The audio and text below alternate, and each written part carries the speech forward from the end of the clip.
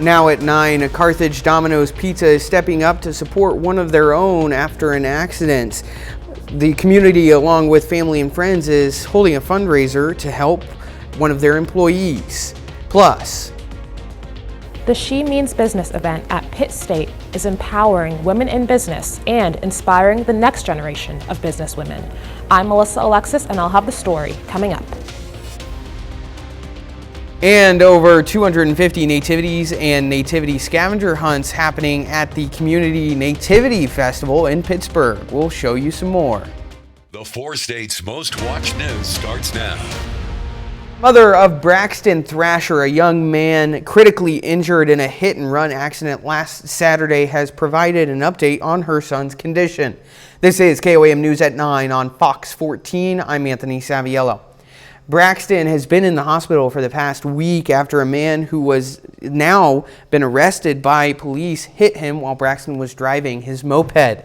Since then, Braxton has undergone 3 surgeries and is expected to be making his way from Mercy Hospital in Springfield to St. Louis to receive further treatment. His mother says she is very thankful for the support she and her family have received.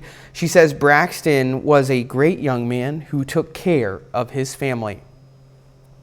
The Domino's Pizza in Carthage, where Braxton was employed, is putting on a fundraiser. Since the incident, family and friends and the Domino's location have been working on ways to raise money for Braxton. He's been an outstanding employee. He's always been here to work on time. He's kind of a go-getter. He's always wanted to learn and picked up on things pretty fast. I was actually really excited as we were getting close to finishing his pizza certification this week, and unfortunately this accident happened on Saturday night. So there are multiple GoFundMes that have been created for Braxton. The Domino's Carthage location will have their fundraiser on December 11th. 25% of each purchase will go directly to Braxton's recovery. Let's check in with meteorologist Lindsay Gaffney for a first look at our weather. Although temperatures have been cold, it is December. However, we got to warm up this weekend. Temperatures right now in the 30s, but as we continue through the rest of the weekend, we're going to continue to warm up. Even so, winds are also going to continue to gust out of the south. We've got winds currently gusting 15 to 20 mile per hour out of the south because we've got this little ridge forming due to a cut-off low pressure that's kind of off in the southwest of the U.S. Now that's going to stay like that all weekend, which is why we have this warm-up, our warmer temperatures all weekend long into the upper 50s, plus some rain chances we might see Sunday, and those southerly wind gusts do persist all the way through Monday morning, and that's when a cold front finally moves in and we see another drop in temperatures midweek next week, but I'll have those details coming up. All right, Lindsay, thanks.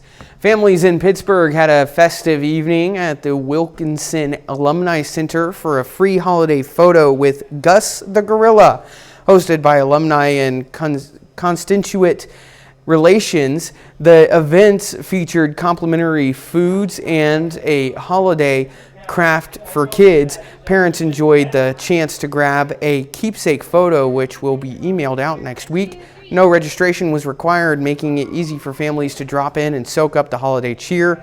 Organizers say it's all about creating memories for the community. The city of Grove shined a light on some new lights in the downtown area. Not just any lights, these new lights are designed to change the color the city needs.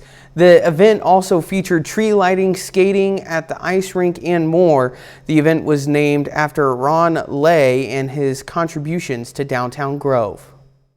Rotary has helped us out with this, funding it.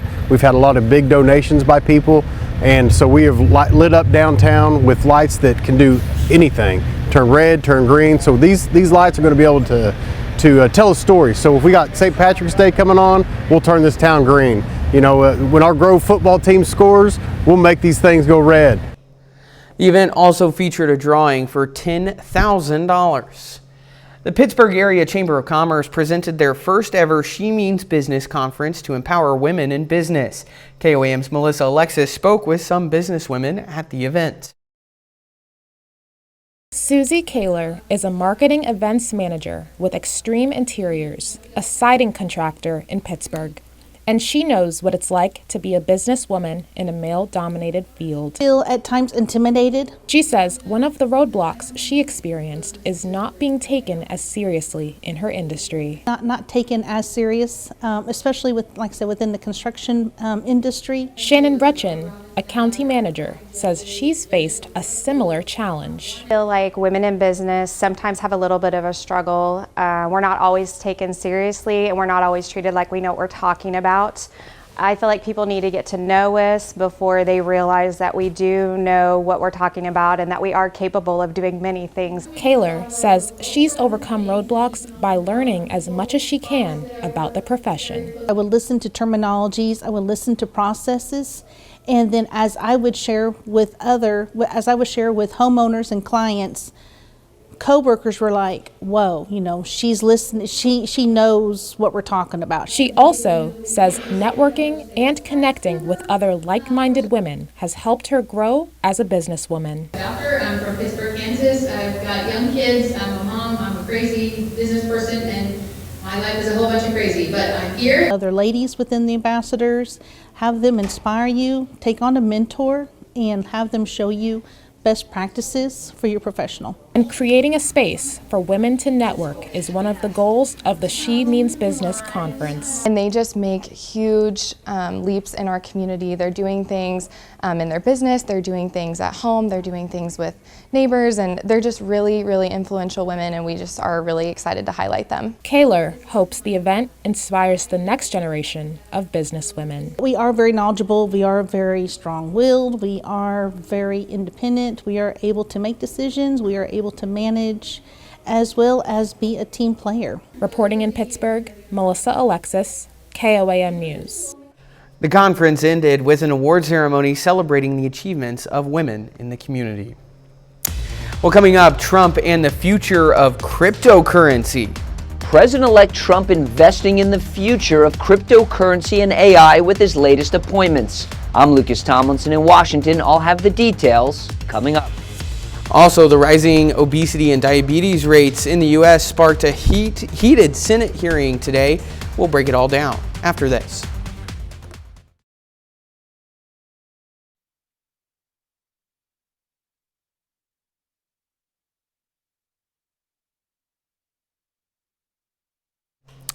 Health officials at Riverton School District advised parents about a case of whooping cough.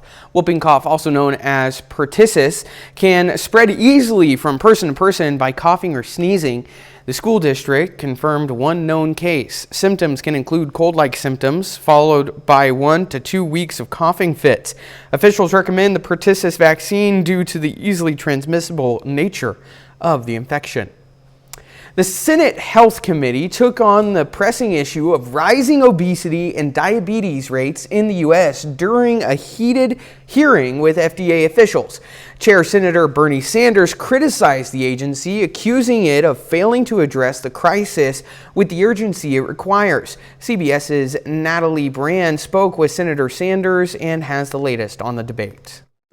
Senators grilled the outgoing leader of the FDA on why more hasn't been done to address rising rates of diabetes and obesity in the United States and what research has shown is the link to ultra-processed foods. Much of what we try to do, frankly, gets blocked. FDA Commissioner Dr. Robert Califf suggested his agency needs more resources and laws from Congress to combat legal challenges brought by the food and beverage industry. Senator Bernie Sanders has compared it to the fight decades ago against big tobacco. We have an epidemic of obesity, an epidemic of diabetes. People are getting sick, people are dying.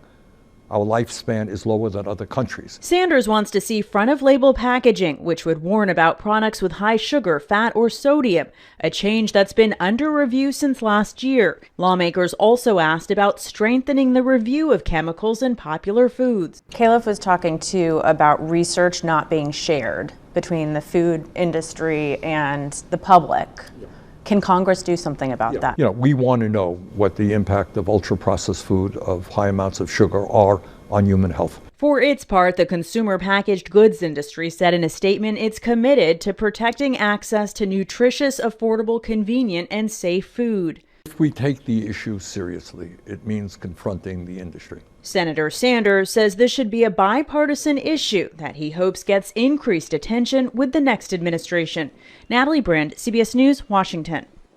During the hearing, FDA officials also hinted a decision could be announced in coming weeks on whether it will ban red dye number 3 in food, which California moved last year to ban over health concerns. Lindsay is next with a complete look at the forecast. And later, a Missouri town is dealing with a wave of copper wire theft. Police say thieves took hundreds of feet of wire worth thousands of dollars. More details coming up.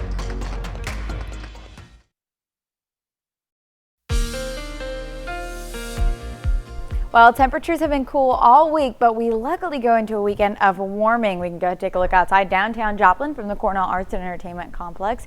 We've got mostly clear skies out there tonight, a little bit of a light wind out of the south, and temperatures are a bit warmer than they have been for the last couple of days. So 35 in Joplin right now, 33 in Pittsburgh, Fort Scott, Iola, 36 still in Chanute, 37 in Nowata. So we are still in the 30s, so it's still pretty chilly out there. However, we're going to continue to drop down into the lower 30s tonight, but not the teens like we saw this morning. Now, a few clouds over the area tonight and through tomorrow. We're going to be starting the day off a little cloudy, but nothing really is going on rain-wise until Sunday. So we've got this low pressure that's cut off out in the southwest of the U.S. Now it's going to start to rejoin with the upper level flow and move into our area Sunday. So that's where we're going to start to see some changes. Sunday, we've got temperatures still going to be pretty warm, so it is just a warm front that's coming through, and the chance for a few isolated showers, mostly south of I-44, which we'll take a look at in just a moment. But we also have those southerly winds all weekend long until Monday,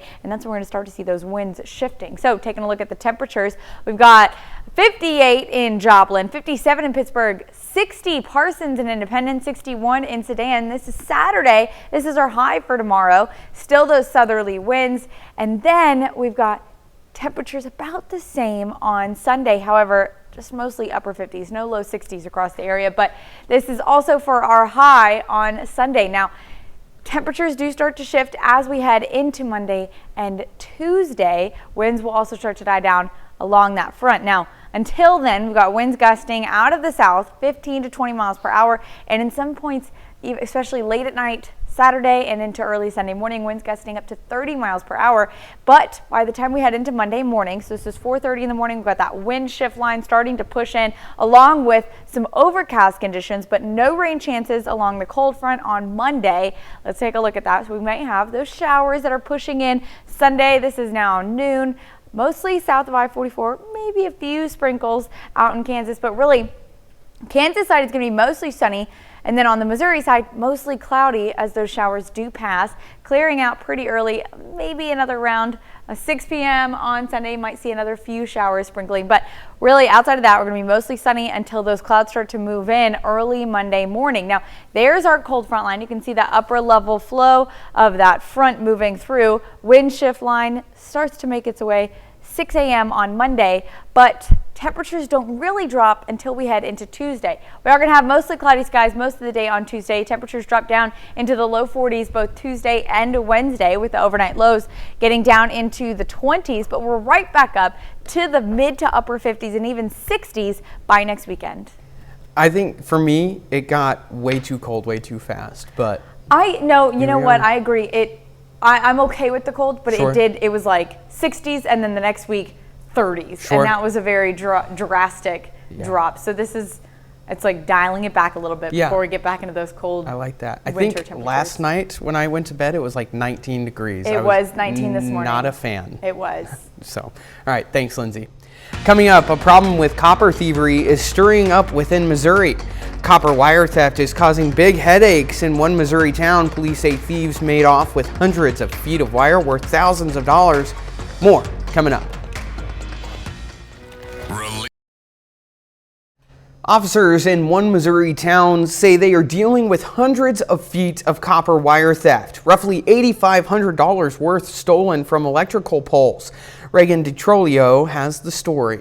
They cut from about like right there of that pole all the way down this whole row is probably, I want to say at least 12 or 1500 foot from there to the other end. Brightspeed Internet Service tells us around 450 homes lost internet service due to the thefts. Corporal Aaron Boland with the Buffalo Police Department told me why the accused thieves would want to steal that much copper wire and why we're seeing an uptick in this crime now. Typically in the December months or the holiday months, people are hard up and they got either drug habits or just money problems in general, and this time is a stressful time for the pocketbook, so I guess they're looking for any way they could to make money, and you get enough of it, it's not worthless. While other police departments like Springfield aren't seeing an uptick in copper wire thefts like Dallas County is, you still want to be prepared if you have a home or a business. Install really good cameras, really nice security cameras. The better the picture that you have of someone who might be breaking into your business or stealing copper, the better picture you have, that helps us do our job more. Corporal Boland says copper wire can get pretty pricey, especially the more you have. We all worked together, we all got it done in a timely manner, as fast as we could possibly get it done, and got these guys put away to where they're not out stealing and causing more problems for the residents of Buffalo. Arkansas lawmakers are sounding the alarm in support of farmers statewide. On Monday, Governor Sarah Huckabee Sanders joined 16 other Republican governors in signing a letter that demands a new farm bill from Congress. The old farm bill passed in 2018 and was set to expire in 2023 before Congress extended it 1 year. However, the extension has also now expired. Arkansas Farm Bureau Representative Brandy Carroll says the cost to grow crops has risen significantly higher than commodity prices, and farmers desperately need help. Farmers are projected to lose quite a bit of money this year. In fact, we are looking at a 25.5% estimated drop in net farm income year over year. The 2018 Farm Bill offered a protection called reference prices, meaning if the price of a crop dropped below a certain amount, farmers would get paid to make up the difference. The problem is the current preference prices those programs are based on were set 15 years ago, and they don't adequately reflect the current cost of production. TikTok is another step closer to potentially being banned in the U.S., and the platform lost its bid on Friday to strike down a law requiring TikTok to break ties with its parent company. Fox's Jared Halpern has more from the White House. TikTok's future in the U.S. could be in jeopardy once again. On Friday, a federal appeals court upheld a law which forces the platform to divest from its China-based parent company ByteDance or face a ban. We do have some U.S. companies that have courted this. Oracle is one of them. Big tech companies like Facebook, now Meta, have been in the running. President Biden signed that law back in April following concerns the app could collect data on Americans and share it with the Chinese government. But TikTok claims the bill violates users' First Amendment rights. The judges in the case disagreed, writing, quote, "The First Amendment exists to protect free speech in the United States. Here, the government acted solely to protect that freedom from a foreign adversary nation and to limit that adversary's ability to gather data on people in the United States." TikTok now has until January 19th to divest, but plans to appeal to the Supreme Court.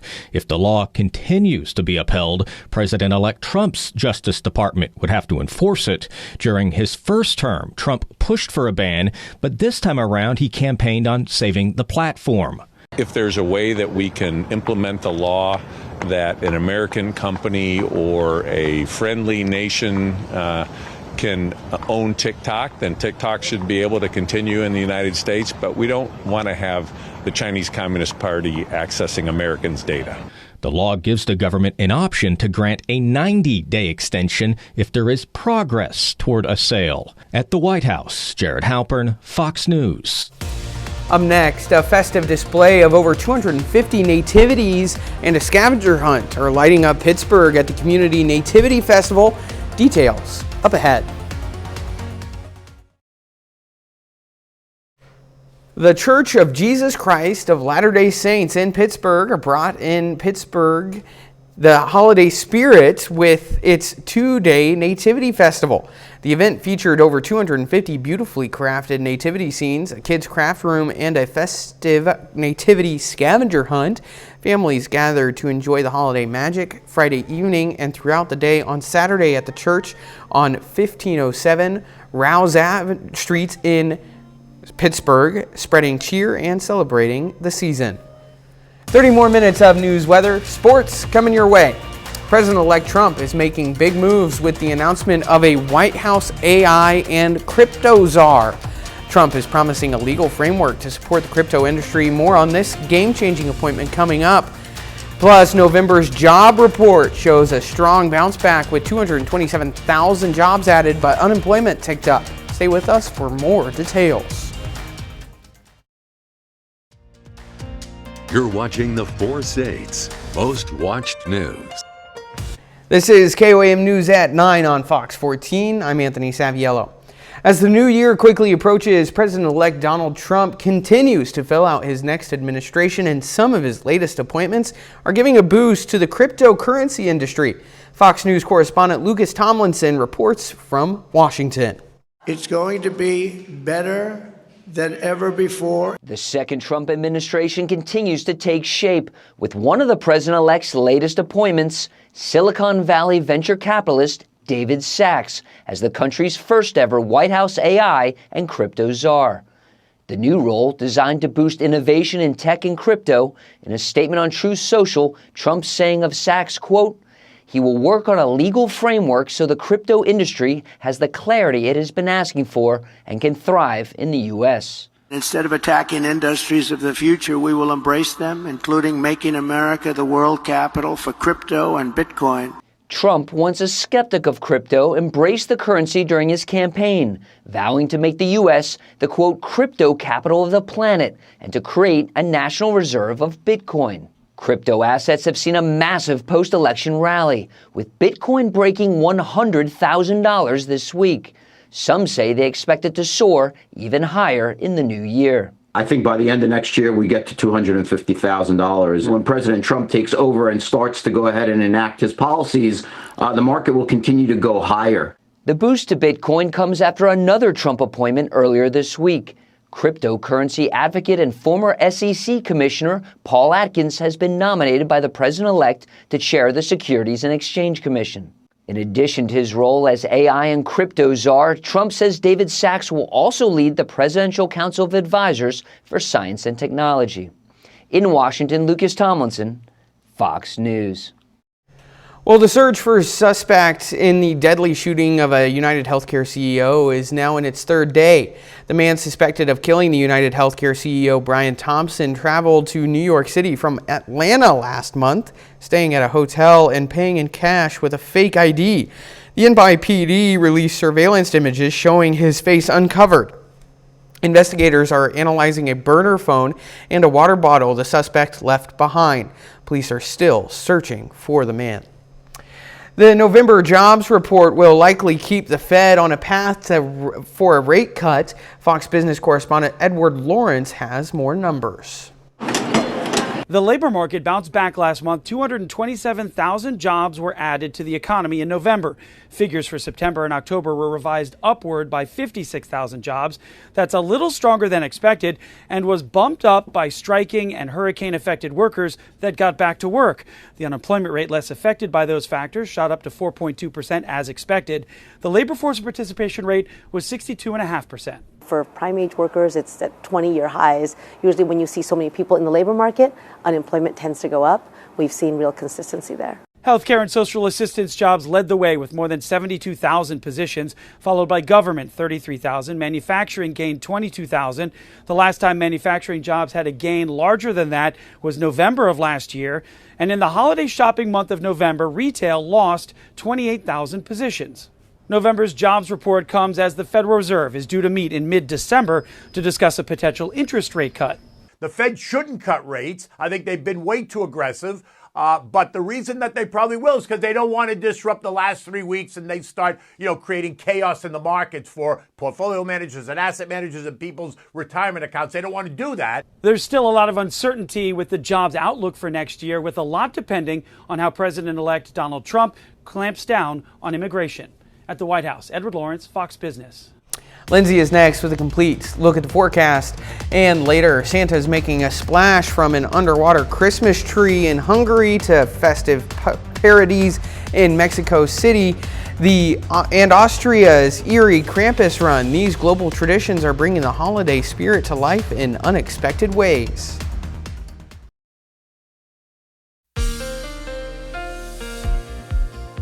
Well, we finally get a few days where it's going to be a bit warmer as we head into the weekend. Let's go ahead and take a look outside in downtown Joplin from the Cornell Arts and Entertainment Complex. We've got clear skies out there and a light southerly breeze that's going to be keeping us a bit warmer as we head into the weekend. Now, temperatures tonight are dropping down into the 30s. However, compared to this morning where we started off at 19 degrees, this is a welcome change.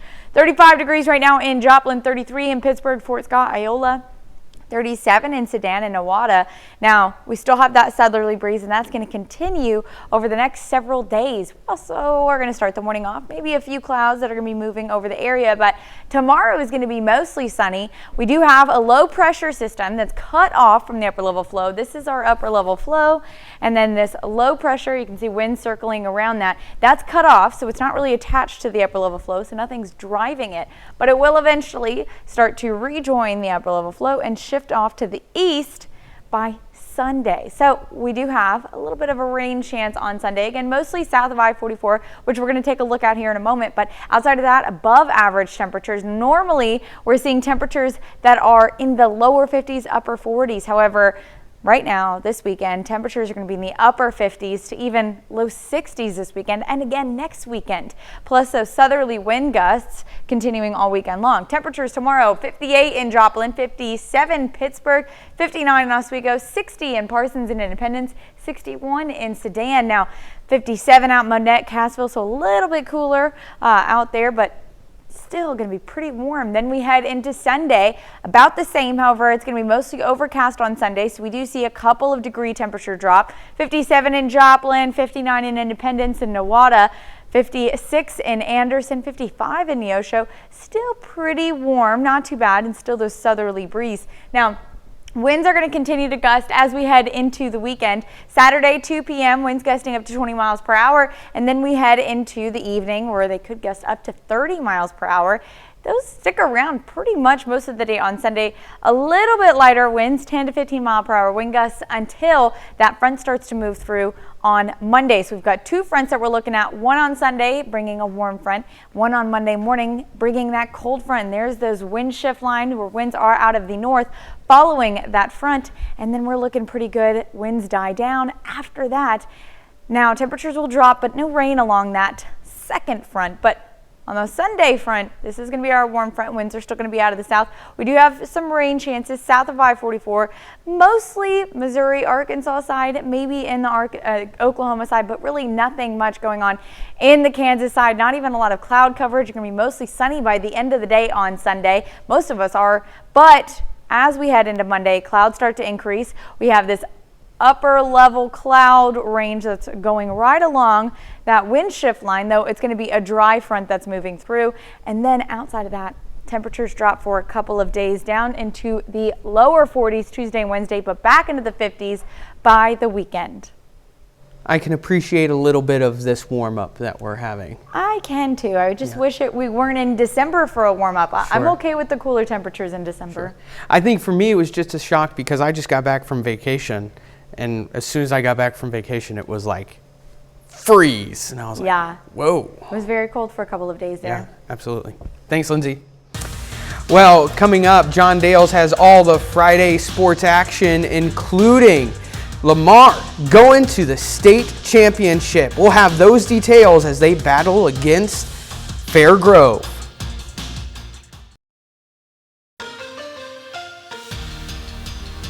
Lamar High School football is in the Class II state championship for the 5th year in a row, and this afternoon the Tigers try to win their 2nd consecutive state title. Lamar looking to defend its state championship, facing Fair Grove in the Class 2 state championship game. We start with the opening kickoff. Aiden Sheet back deep to receive. He bobbles this one, then kind of kicks the ball around a little bit. That goes backwards into the end zone, and it's recovered by Fair Grove for a touchdown. Catastrophic way to start the game. Fair Grove leads 7-0, but the mistake doesn't affect the Tigers. Lamar answers with an Alex Wilkerson touchdown up the middle. This game's now tied at 7 points apiece, and a few possessions later, Lamar on the move once again, and Wilkerson connects with Aiden Sheet. How about a 68-yard touchdown? The senior receiver redeems himself, and Lamar takes a 14-7 lead. Next drive for the Tigers, Wilkerson goes right back to Sheet, and he makes 2 tacklers miss. Eventually gets escorted out of bounds, but the Tigers finish the drive a little later on as Wilkerson finds the end zone again. Lamar leads 20-7. That's 20 unanswered points after a missed PAT. But Fair Grove would stay in this game, and just before halftime, Spencer Seiger goes to his running back, Wyatt Hallam, on a screen play. He dives across the goal line. That makes it a one-score game. Lamar still leads 20-13. We go ahead to the fourth quarter. Lamar up 20-19, and Spencer Seiger keeps it himself, scores a touchdown on this play. That gives the Eagles a 25-20 lead with 3 minutes left in the game. But the Tigers manage the clock. They get back into the red zone, and here's Wilkerson scoring a touchdown with 42 seconds left to give Lamar the lead. The Tiger defense would hold, and Lamar repeats as Class 2 state champs. The Tigers beat Fair Grove 28-25. I said it a year ago, and I think it's even more true this year. Our team has overcame adversity over and over and over again. And in this season, these guys never gave up. They never lost faith. They kept fighting. And you want to talk about summing that up in a football game? Is the exact same way as it was a year ago. High school basketball season is officially underway, and Northeast Dharma plays its season opener at noon today in a packed gym. Hundreds of students from the Northeast and Liberal school districts packed the gym in Arma as the Lady Vikings play their season opener against the Lady Bulldogs. Early first quarter, JC Maples fires a 3 and connects. That gives Northeast a 1-point lead, but this Liberal team went to the Final Four last year and brings back a ton of talent. Sophomore Allie Barton hits a triple from the top of the key. Then, nice passing display here. Jordan Goodell goes to Tegan Dyer, out to Sadie Meadows, and she drains a 3. Bulldogs up by 9. And here's one of those returning starters from that Final Four team, the senior, Taylor Swarns. Nothing but net on this jumper. Liberal runs away with it after a 17-0 scoring run in the second quarter. Bulldogs win 51-22. Next up, the boys game, season opener for Northeast. Second game of the year for Liberal, who lost to Macaulay Catholic last week. Early first quarter, Taven Willard hangs and hits from the right elbow to put Northeast up 3-0. A little bit later, Ben Dingman flying down the floor. Nobody stops him, so he finishes the layup. Bulldogs have scored 8 unanswered, and they're not finished. Elam Beeman gets it on the low block, uses his post move and scores. Now it's a 12-0 Liberal run. End of the first quarter, Vikings trying to run the floor, but Dalton Davis jumps in front of that pass. Bulldogs sprint to the other end. Great ball movement. Cooper Trout corrals the pass, then he finds Beeman, who goes up for another 2. Liberal boys basketball earns its first win of the year, 58-35 over Northeast. The Bulldogs complete the sweep of the Vikings. Back to that high school football we were talking about, though. Lamar, they didn't look quite as dominant as last year, but they proved the defending champs, that means something. And until you lose in the playoffs, you're still the number 1 team. You're still the team to beat. I think their head coach nailed it on the head. Like, they overcame a lot of things this year. Another state game coming up next year, or tomorrow. Tomorrow, Seneca in the state championship for Class 3. All right, looking forward to it. Thanks, John. We'll be right back.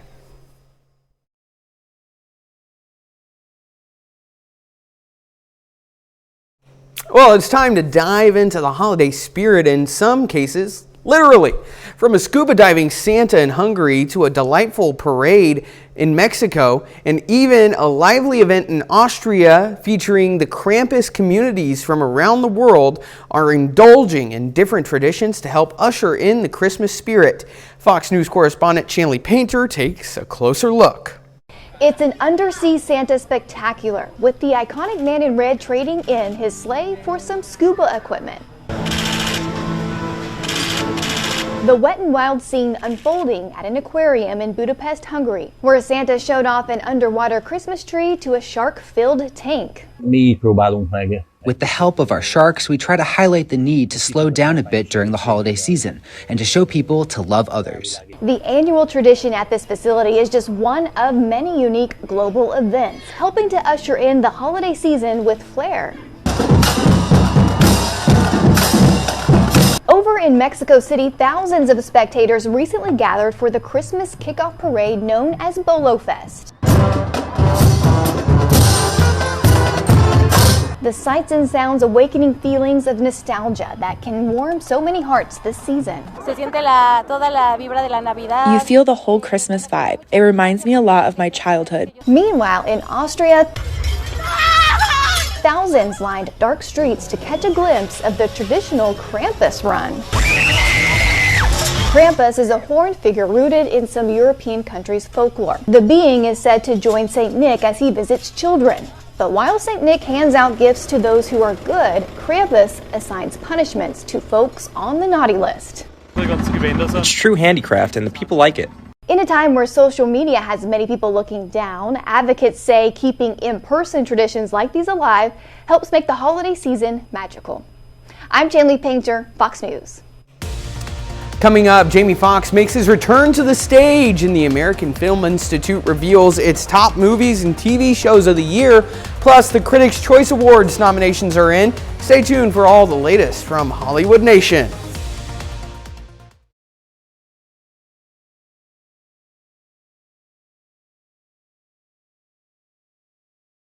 In today's Hollywood Roundup, Jamie Foxx is making his long-awaited return to the stage after a tough year, and the American Film Institute just released its list of the top films and TV series of 2024.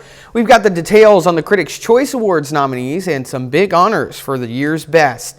Fox News' Ashley Dvorkin has more. Fox's return to the stage and award season honors for the big and small screen are in today's Hollywood Nation. Are people born wicked? The American Film Institute released its list of 10 best films and TV series of the year. Among the top 10 movies are Wicked, which was also recently named the best film of 2024 by the National Board of Review, as well as fellow blockbuster Dune Part 2 and smaller independent films like Anora, led by Mikey Madison. Honorees will gather at an annual private luncheon in Beverly Hills January 10th. War is coming. TV nominees have been announced for the 30th Annual Critics' Choice Awards. The FX Hulu historical epic Shogun leads with 6 nominations. Following that, with 4 nominations each, are ABC's Abbott Elementary, the Apple TV Plus series Disclaimer, award-winning HBO Max comedy Hacks, and the HBO Max Gotham story The Penguin. Netflix's recently returned for Season 2 show The Diplomat, and the FX Hulu vampire mockumentary What We Do in the Shadows. The Critics' Choice Awards air live on E! Sunday, January 12th. And I'm so glad to see y'all here. In today's First Looks, Netflix released a trailer for Jamie Foxx, What Had Happened Was. It's Foxx's return to the stage following his 2023 hospitalization. In the special, he tells his story, expresses gratitude to those who supported his recovery, and sends a thank you to fans. It premieres December 10th. What had happened was... In Hollywood, Ashley Dvorkin, Fox News. That's our time for tonight. Thanks for joining us from all of us here at KOAM. Have a great night.